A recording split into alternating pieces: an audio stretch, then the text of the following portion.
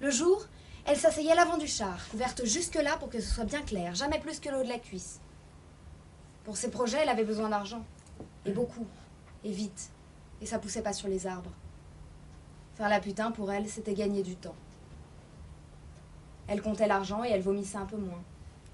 Le métier rentrait. Elle était seule. Elle essuyait les tâches, les odeurs et les demandes en mariage en rêvant.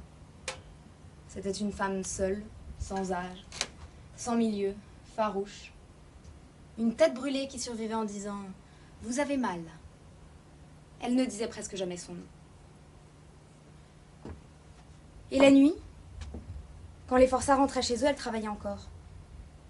Elle dressait sa petite table au fond du trafic contre la porte et elle travaillait. Elle travaillait parce qu'elle voulait passer des examens. Oui, elle préparait les concours de France. Elle se tuait les yeux, ici, à Paris. Elle ne le savait pas. Elle égrenait dans un sourire le chapelet de sa misère.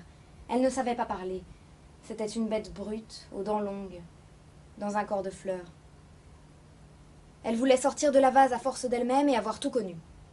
De très profond la misère aveugle que l'on tait, à très haut le bonheur voyant qu'on braille aux anonymes. Elle aurait tué pour gagner.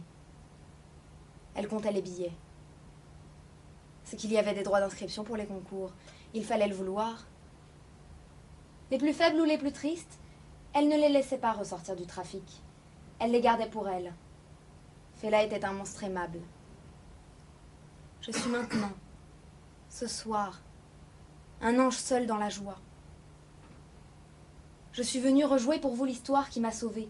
Je suis venue avec mes amis vous raconter notre histoire, quelques jours, toute ma vie. C'est le théâtre que j'ai découvert dans la douleur, quand j'avais faim. Et ce théâtre, c'est ma joie. Le jour où commence le grand spectacle de notre scène, Fela arrive pleine jusqu'à la gueule. Pleine jusqu'à la gueule de confiance en tous ces bonheurs futurs que la France dressait devant elle. Elle ne doutait de rien. Il faisait beau et Fela marchait toujours, la tête haute, le cœur ferme, dur, froid. Elle allait abandonner toute la haine inutile. Elle allait découvrir la joie de la douleur qui ne demande rien. Elle allait marcher vers le pardon, et elle ne le savait pas. C'était sur la 5, Bobigny-Place d'Ite. À l'endroit où le métro sort de terre. Nous étions ensemble, sans moyen pour sortir. Mais c'est facile de sortir, vous auriez dit. C'est facile. Casser une vitre, sonner l'alarme, appeler quelqu'un. Qu'est-ce que vous voulez? Nous, on n'a pas pu.